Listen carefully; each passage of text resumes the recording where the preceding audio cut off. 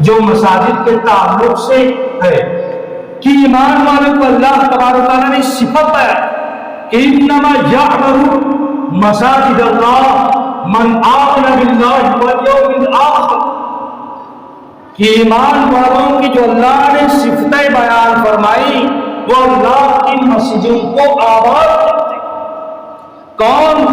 جو اللہ پر ایمان رکھتے ہیں اور آخرت کے اوپر ایمان رکھتے ہیں۔ وَأَقَامَ الصَّلَاةَ، اور وہی لوگ نماز قائم کرتے ہیں، وَآتَى الزَّكَاةَ، اور وہی کیا کرتے ہیں؟ زکوٰۃ ادا کرتے ہیں۔ وَلَمْ يَخْشَ إِلَّا اللَّهَ، اور جن کے اندر یہ صفت پائی جاتی وہ اللہ کے علاوہ کسی سے نہیں ڈرتے۔ وَلَمْ يَخْشَ إِلَّا اللَّهَ،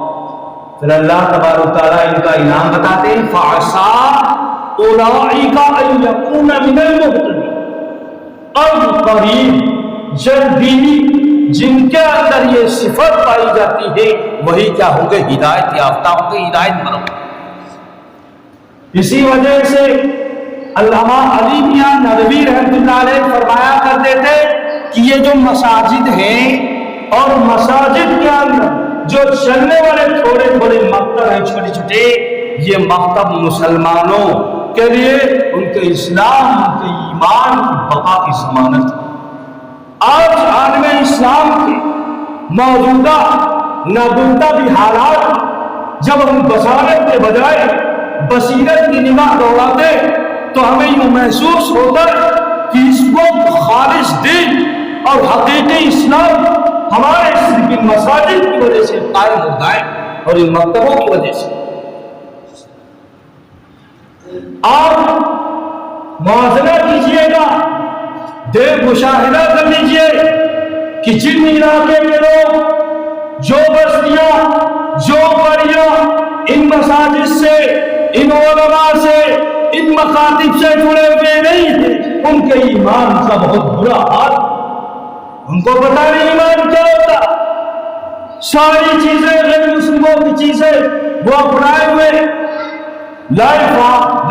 of sense of life, sense of dressing, sense of walking, جتنے سینسرز ہیں سب ان کے اندر غیر مسلم غیروں کی سینس پائی جاتی۔ ان کو پتہ نہیں ہم کیا کر رہے، ہمارے نبی کون تھے، میرا پیغمبر کون تھا، میں کس نبی کو ماننے والا تھا، کچھ نہیں معلوم۔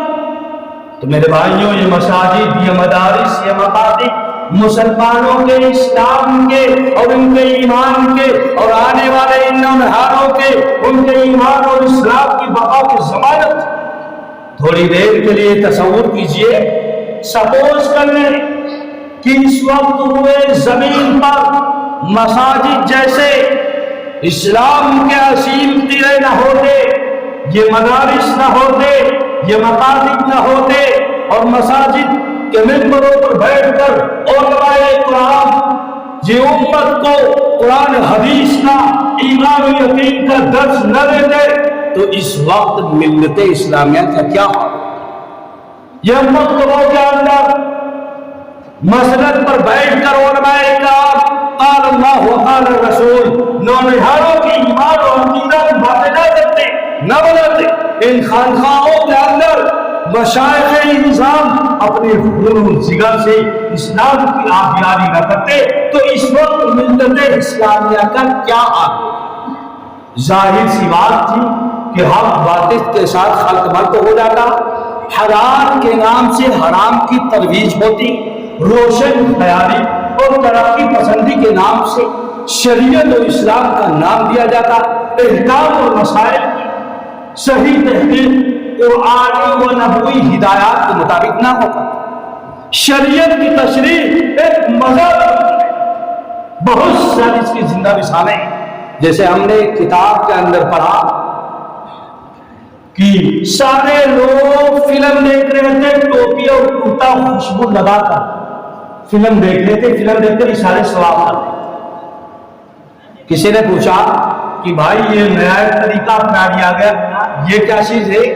کہ اب تو فلمیں لوگ دیکھتے ہیں ٹوپی کرتا پائجامہ لگا کر اور اہتمام کر کے اور مروجہ طریقے سے دیکھتے ہیں۔ تو پوچھا گیا کہ کوئی ختم ہو گیا تھا، اس کو یہ فلم بہت پسند تھی، یہ مووی، اسی وجہ سے اس کو ایصال ثواب کے لیے دیکھتے کیونکہ یہ مووی ان کو پسند۔ ہم چھوٹے چھوٹے تھے، نانپارہ میں پڑھ رہے تھے مدارس میں، تو بچے چالسی نہیں پڑھتے رہتے، کوئی ختم ہو جاتا تو 40 دن پڑھاتے رہتے، تو آخری دن جو فاتحہ ہوتی ہے تو اس فاتحہ کے اندر پان، حقہ، جھولی، باجا، پتہ نہیں کیا کیا تھا، ریڈیو تھا۔ پوچھا گیا کہ یہ ریڈیو، یہ پان، تو پتا چلا کہ جو صاحب کا انتقال ہو گیا وہ چیزیں ان کو بہت محبوب تھی، وہ ہر وقت یہ جو ہے ریڈیو بجایا کرتے تھے، پان کے بڑے شوقین تھے۔ تو بتاؤ پان پر اور باجا پر ریڈیو پر بھی فاتحہ پڑھیں گے۔ تو اسی طریقے سے جب لوگ مساجد سے جڑنا بند ہو جائیں گے، مکتبوں سے جڑنا بند ہو جائیں گے، اپنے آپ کو علماء سے جب رشتہ ناتا قطع کر لیں گے، توڑ دیں، اور بچوں کو علماء کی مسلک سے اور عورتوں کو گھر کی تعلیم سے جب یہ چیزیں بند ہو جائیں گی تو لوگ اسی طریقے سے اسلام اور شریعت کا نام دیں گے،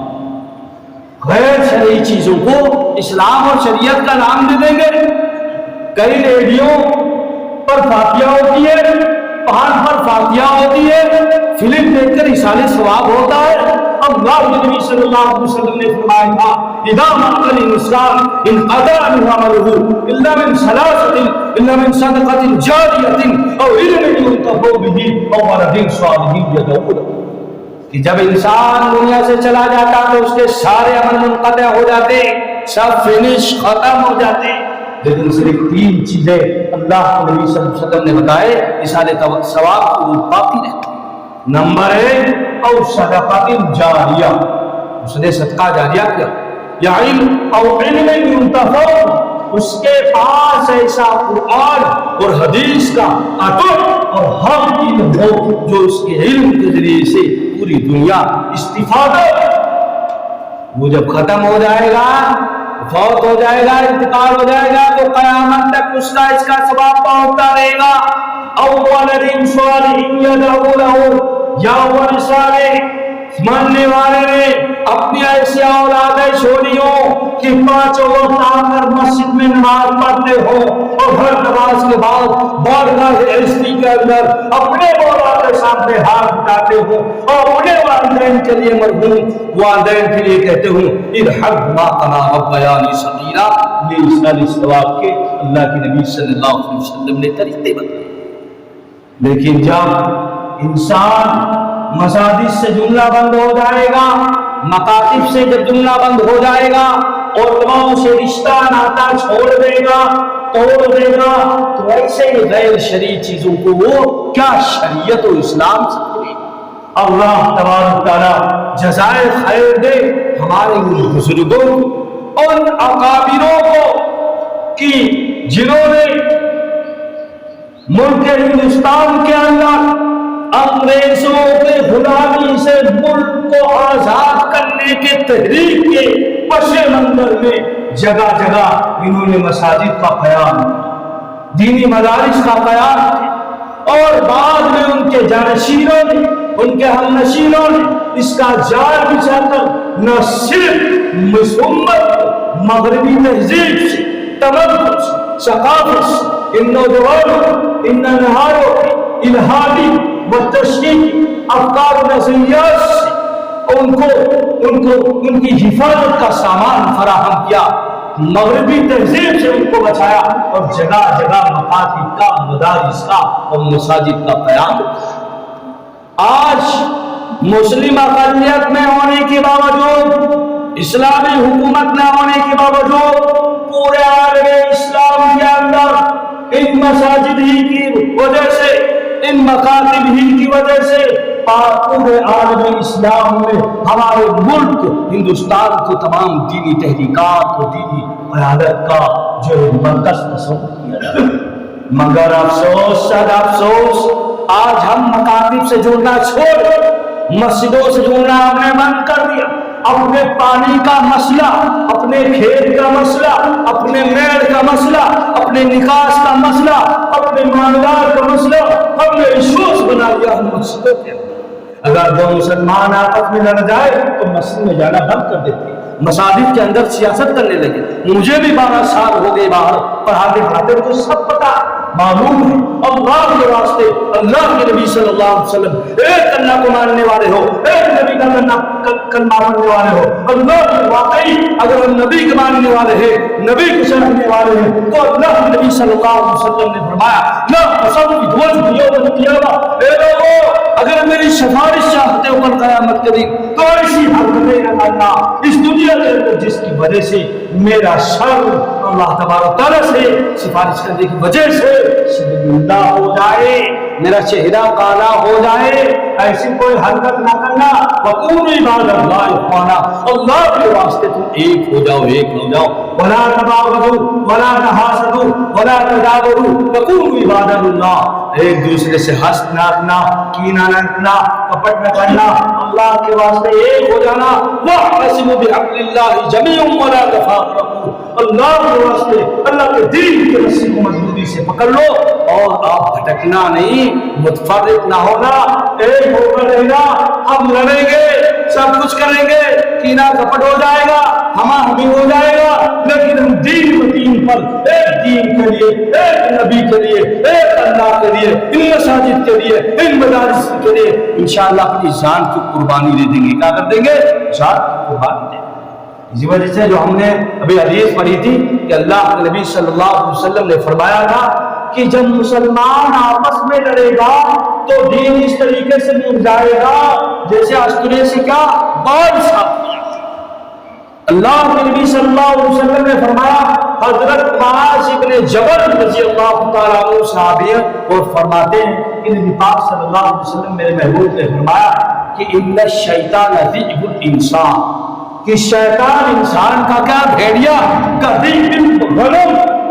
بکریوں کی بھیڑیے کی طرح، یأخذ الشاة الخالصة والناحیة، کہ وہ بھیڑیا بکری کو اچک لیتا ہے جب اپنے ریوڑ سے الگ ہو جاتا ہے۔ وَإِيَّاكُمْ وَالشِّعَارَ، اے لوگوں تم الگ تلگ نہ ہونا، تم منتشر نہ ہونا، تم متفرق نہ ہونا۔ وَعَلَيْكُمْ بِالْجَمَاعَةِ وَالْعَامَّةِ وَالْمَسْجِدِ، تمہارے لیے ضروری ہے کہ تم جماعت، ایک ویلٹی کو اور عام لوگوں میں رہنے کو اور مسجد کو اپنے اوپر لازم پکڑ لینا۔ اس حدیث سے علماء تخریج کرتے ہیں کہ وہ باغیات، وہ دیہاتی گاؤں جو ایسی جگہ جہاں مساجد نہیں ہے، جہاں مکاتب نہیں ہے، وہاں رہتے رہتے ان کے اوپر غیروں کا اثر آ گیا ہے اور وہ غیروں کی طریقے سے اپنی زندگی گزارتے ہیں۔ بہت سارے ایسے لوگ ہیں ان کو پتہ نہیں کہ ہمارے نبی صلی اللہ علیہ وسلم کون ہے، ہمارے نبی کا کلمہ کیا ہے، شریعت کیا ہے، اسلام کیا ہے، لیکن لوگ صرف نام کے مسلمان ہیں۔ کہ علامہ اقبال نے کہا تھا زبان سے کہہ بھی دیا لا الہ تو کیا حاصل، دل و نگاہ مسلمان ہی تو کچھ بھی نہیں۔ تو میرے بھائی، یہ مدارس، یہ مساجد، یہ ہمارے آپ کے ایمان کے لیے، ایمان اسلام کی بقا کی ضمانت ہے۔ اگر جب ہم اس میں آنا بند کر دیں گے، ان کو اپنے جھگڑے کا اڈا بنا دیں گے، تو ہمارا حال وہی ہوگا جو سوویت یونین کی مسلم ریاستوں کا، کہ ازبکستان، قزاقستان، ترکمانستان، آذربائیجان، قرغیزیا، یہ مسلم اکثریتی آبائی یا اسلام پر نام لینا تو درکنار، غلطی سے اسلام پر عمل پیدا ہونا درکنار، غلطی سے نام لینا اس ملک کے خلاف بغاوت سے بھی بڑا جرم سمجھا جاتا ہے۔ شعار اسلام کے اظہار پر امتناع، اذان پر پابندی، قرآن کریم کی تلاوت اشاعت ممنوع تھی کہ اگر کوئی بندہ قرآن کریم کو پڑھتا ہوا پکڑا جائے گا، کرنا پڑتا ہوا پکڑا جائے گا تو 700 ٹون جرمانہ ادا کرنا ہوگا اور 3 سال کی بمشقت اس کو سزا دینی پڑے گی۔ بہت سی اسلام ہی مٹ گیا اور بہت ہی پورے سب مسلم ریاستیں تھی اس میں، جسے اندلس کہتے ہیں، 781 سال مسلمان پوری آزادی کے ساتھ حکومت کرے، لیکن سب جب مسجد سے لوگ جمنا بند ہو گئے تو سب آرتھوڈکس ہو گئے، ایوانجلیکلس ہو گئے، کیتھولک ہو گئے، سب کمیونسٹ ہو گئے، تو بس مختصر بات یہ ہے کہ اللہ کے واسطے ہم آپس میں لڑے بھیڑے نالی نکاس کا مسئلہ اور اپنے معاملات مسجد و مدرسہ کے لیے ہم سوچ نہیں رکھیں گے. ہم آدھی روٹی کھائیں گے لیکن اپنے مدارس مکاتب کو ضرور چلائیں گے. اللہ تعالیٰ ہم سب کو دنیا آخرت کے اندر کامیاب کرے گا. فضول جان کر نغل کر دینا ان چراغوں کو, فضول جان کر نغل کر دینا ان چراغوں کو, یہی چراغ جلاؤ گے تو روشنی ہوگی. اللہ تبارک و تعالی عمل کی توفیق عطا فرمائے. آمین. وآخر دعوانا الحمدللہ رب العالمین.